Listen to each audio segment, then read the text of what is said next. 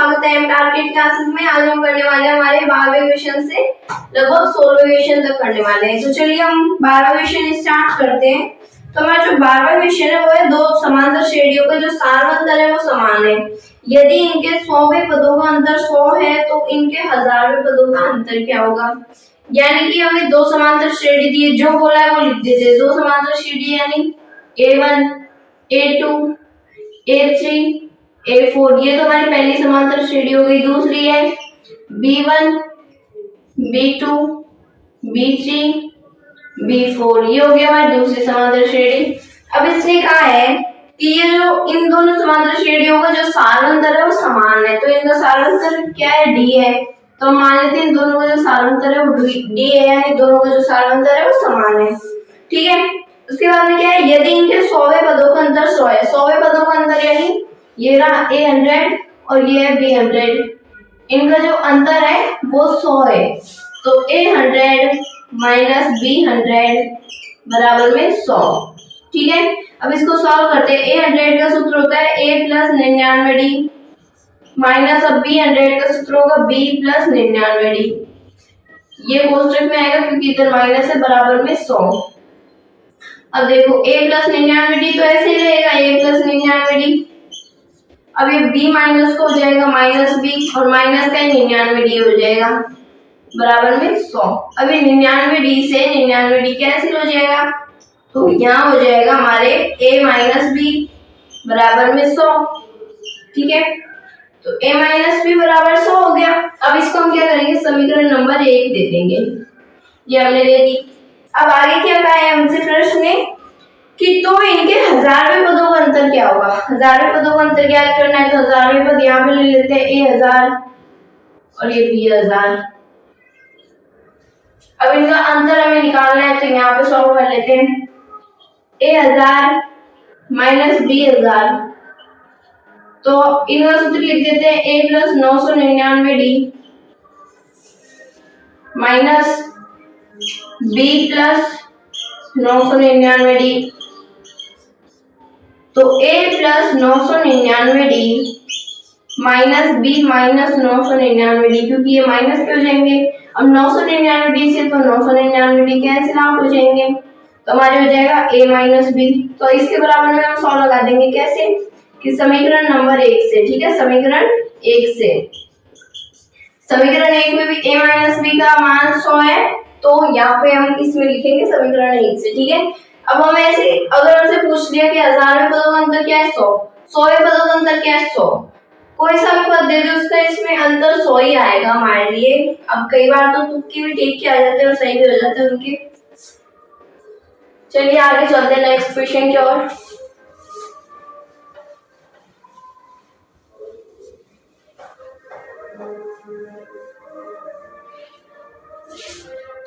Next है हमारे 3 अंकों वाली कितनी संख्या है 7 से विभाज्य, यानी 3 अंकों की कितनी संख्या है जो 7 से विभाज्य है। तो हम क्या करेंगे, 3 अंकों की जो सबसे छोटी संख्या होती है 100 और सबसे बड़ी संख्या होती है 999। तो 7 से विभाज्य यानी सबसे पहले 999 ले लेते हैं। इसमें हम 7 का भाग देंगे, 7 एकम 7 हो जाएगा, बच जाएगा 2 आएगा 29 हो जाएगा, 7 चौक 28 माइनस करेंगे 1 आएगा 19 उतार देंगे, 7 दूनी 14 माइनस करेंगे तो 5 आ जाएगा। अब हम क्या करेंगे, जो शेषफल बचता है, क्योंकि यहाँ पे पूरा भाग नहीं जा रहा, ये शेषफल हमारे 5 बचा है, तो हम क्या करेंगे 999 में से 5 को घटाएंगे। क्या करेंगे, घटाएंगे। ठीक है। तो यहाँ पे हो जाएगा हमारे 994। तो ये तो हो जाएगी हमारी सबसे बड़ी संख्या 3 अंकों की जिसमें 7 को भाग जाता है। सबसे बड़ी संख्या के लिए क्या करना होता है, जो शेषफल होता है उसको इसमें से घटा देते हैं, जो यहाँ पे हमको जिसमें भाग देना होता है उसमें से। अब सबसे छोटी संख्या होती है 100, इसको भी चेक कर लेते हैं किसमें जाता है। ये 7 आ गया, तो देखो 7 एकम 7 माइनस करेंगे 3 आ जाएगा 0, 7 चौक 28 माइनस करेंगे 2। तो हम क्या करेंगे, 2 को 7 में से घटाएंगे, 7 में से घटाएंगे। फिर हम क्या करेंगे, घटाने पर इनका जो अंतर आएगा वो होगा 5। तो हम 5 को क्या करेंगे, इस 100 में जोड़ेंगे। ठीक है, 100 में जोड़ेंगे किसको, 5 को। इनका जो अंतर आएगा यानी 7 में से 2 जाएंगे, 5 हो जाएगा, 5 को 100 में जोड़ देंगे, ठीक है। तो यहाँ पे हो जाएगा 105। 105 हो जाएगा हमारा सबसे छोटा अंक जिसमें 7 का भाग जाता है, ठीक है, 3 अंकों वाली संख्या। तो अब इनको करते हैं। तो 105 प्रथम पद और हमारा जो अंतिम पद है वो हो जाएगा 994। तो यहाँ कर लेते हैं 105, फिर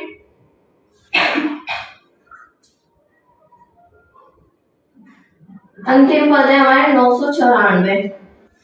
यहाँ तक सभी के क्लियर है। यहाँ पे एक और पद लिख लेते हैं हम 112। अब करते हैं, जो a का मान है वो तो है 105, an का मान है वो है 994, d का मान हमें निकालने की जरूरत नहीं है, जिसकी विभाजकता पूछी है 7 की विभाजकता पूछी है तो 7 ही हमारा d हो जाएगा, इसमें निकालने की कोई जरूरत नहीं है। और हमें क्या ज्ञात करना है कि कितनी संख्या है, तो n हमें ज्ञात करना है। यहाँ पे सॉल्व करते हैं, an बराबर में a plus n minus 1 into में d। अगर आप ये लिखना सीख गए ना, a का मान an, d, n, s, n, इनका जो आप मान लिखना सीख गए खुद से, तो आपके प्रश्नावली क्लियर है, ठीक है। an का जो मान है वो है हमारे 994 बराबर में a यानी 105 प्लस n का मान हमें ज्ञात करना है और d का मान है 7। तो अब 994 माइनस 105 बराबर n माइनस 1 इंटू में 7। तो 994 में से 105 जाएंगे तो हमारे आ जाएगा 14 में से 5 जाएंगे 9, 8, 8 सही है 800 और 89, ठीक है। अब ये जो 7 इधर गुणे में इधर आएगा भाग में हो जाएगा बराबर n माइनस 1। अब 7 का भाग अगर हम इसमें देंगे तो हमारे आ जाएगा 127 और ये माइनस 1 इधर आएगा प्लस का 1 बराबर में n। तो हमारे जो n का मान होगा वो हो जाएगा 128, ये हमारे n का मान आ जाएगा, ठीक है। ये हमारा आंसर हो गया।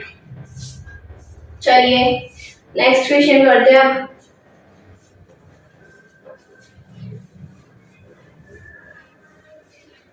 नेक्स्ट क्वेश्चन भी हमारा कुछ इसी प्रकार है। इसमें हमसे कहा है 10 और 250 के बीच में 4 कितने गुणज है, यानी हमको दिया गया है 10 और 250 है, इनके बीच में 4 के कितने गुणज है, यानी 4 का भाग किन किन संख्याओं में जाता है, टोटल कितनी संख्या है जिनमें 4 का भाग जाता है।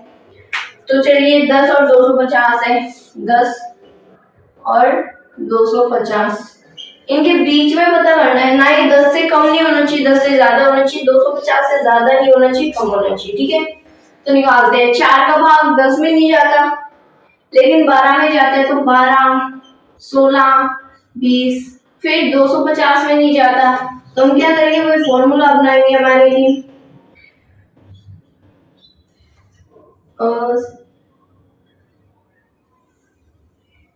तो यहाँ पे 4 का भाग हमारे 2 में नहीं जाएगा, 25 में नहीं जाएगा,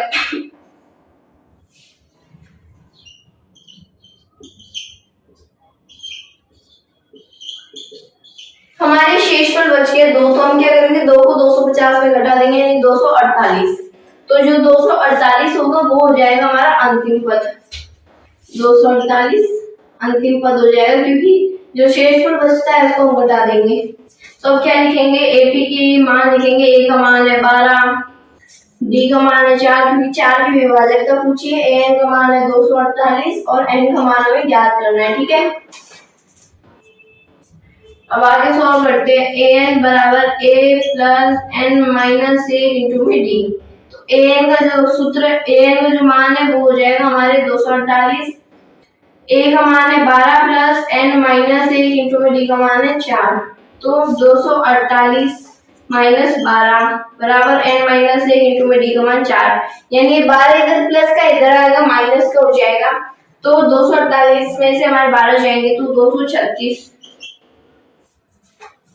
बराबर एन माइनस 1 इंटू में 4। अब 200 एन माइनस 1 बराबर में जो 236 है इसमें 4 का भाग देंगे, तो 4 का भाग हमारा जाएगा 4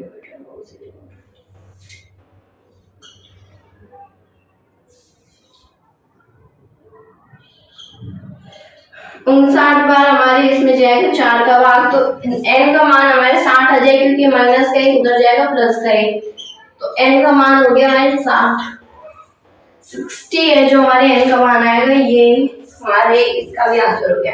ये बिल्कुल पिछले क्वेश्चन की तरह है, हमको सबसे पहले इनके बीच के ए बी निकालनी और फिर वो ए का सूत्र लगा के पूरा आंसर आ जाएगा हमारे पास। ठीक है, नेक्स्ट क्वेश्चन करते हैं।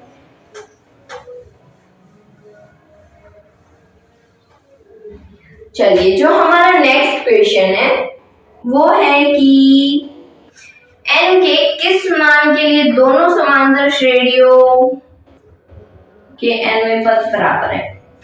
nवें पद बराबर है, दो समांतर श्रेणियां दी है, तो हमें 63, 65, 67, 63, 65, 67 और एक समांतर श्रेणी हमें दी है 3, 10, 17, 3, 10, 17।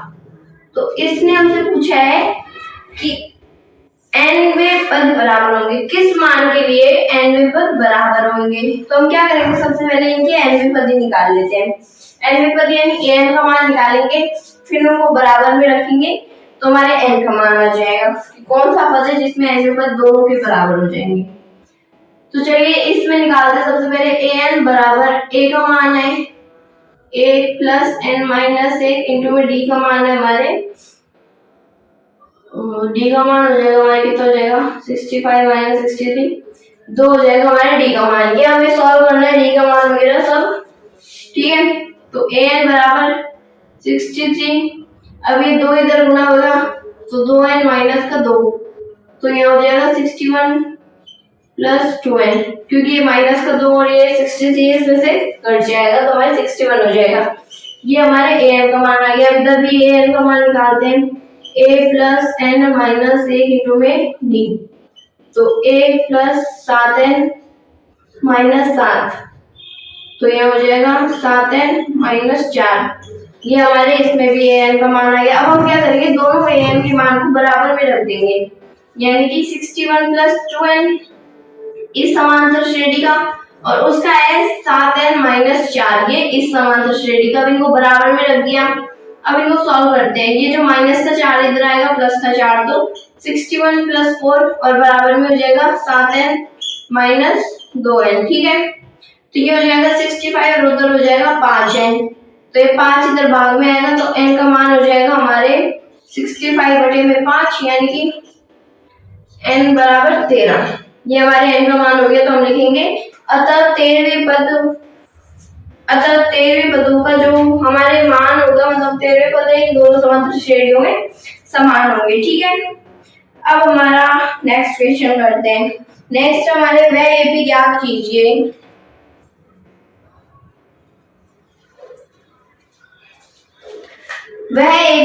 कीजिए जिसका तीसरा पद 16 है और सातवां पद 5वें पद से 12 अधिक है।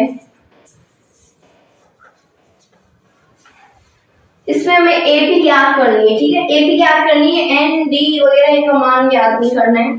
तो इसमें हमसे कहा है कि इसका जो तीसरा पद है वो 16 है, यानी A3 है वो 16 है, A3 बराबर में 16, और सातवां पद 5वें पद से 12 अधिक है, यानी सातवां पद A7 5वें पद से A5 से 12 अधिक है, यानी प्लस 12। ठीक है, ये क्या हो गया, हमारे दो समीकरण हो गए। इसको हम सॉल्व करेंगे। जैसे A7 होता है A प्लस 6D बराबर A प्लस 4D प्लस 12, तो हम क्या करेंगे, पक्षांतरण करेंगे। ये A से A कट जाएगा, ठीक है, समान चिन्ह है इसलिए कट जाएगा। अब 6D माइनस 4D बराबर में 12, तो यहाँ हो जाएगा 2D बराबर में 12, यानी कि D का मान हो जाएगा हमारे 12/2 यानी 6।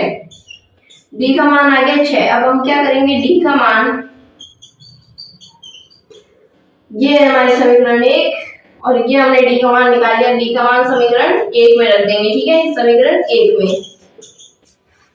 तो समीकरण 1 यानी A3 को हम A प्लस 2D लिख सकते हैं। तो A प्लस 2D बराबर में 16, तो हमारे D का मान है 6, तो A प्लस 6 इंटू में 2 हो जाएगा 12 बराबर 16, तो a बराबर 16 माइनस 12 यानी कि a बराबर में 4। ये हो गया हमारे a का मान। अब क्या करेंगे, अब आगे सॉल्व करते हैं। इसने हमसे समांतर श्रेणी पूछी है, तो समांतर श्रेणी के लिए क्या करेंगे, AP हमें ज्ञात करनी है। तो a का मान है हमारे पास 4, ऐसे कर लेते हैं, सारे साथ में हो जाएंगे a plus d a plus 2d। ठीक है, तो a का मान है 4, इधर 4, फिर यहाँ पे हो जाएगा 4 प्लस 6, यहाँ हो जाएगा 4 प्लस 2 इंटू में 6। तो अब इसको सॉल्व करते हैं, 4 10 और ये हो जाएगा हमारे 6 12, 12 और 4 16। तो ये हो गया हमारी AP। ठीक है, ये हमारा आंसर हो गया। यहाँ पे एक चीज हमने समीकरण बनाई है, हर चीज का समीकरण हमारे पास जिस चीज की बनती है उसकी हम बनाएंगे, समीकरण से आंसर आ जाएगा। A3 का मान 16 है, A7 मतलब 7वां पद 5वें पद से 12 अधिक है, यानी कि A7 बराबर A5 प्लस 12। तो इनका सूत्र लिखेंगे, A7 का जो सूत्र है वो हो जाता है हमारे A प्लस 16, A5 को हो जाता है A प्लस 4D और प्लस 12। पक्षांतरण किया तो हमारा D का मान आ गया 6। ठीक है, यहाँ तक सभी की क्लियर है। उसके बाद हम D का मान समीकरण 1 यानी इसमें रखेंगे A3 बराबर 16। तो A3 का सूत्र होता है A प्लस 2D बराबर में 16। तो A बराबर 16 माइनस 12 यानी कि A का मान 4।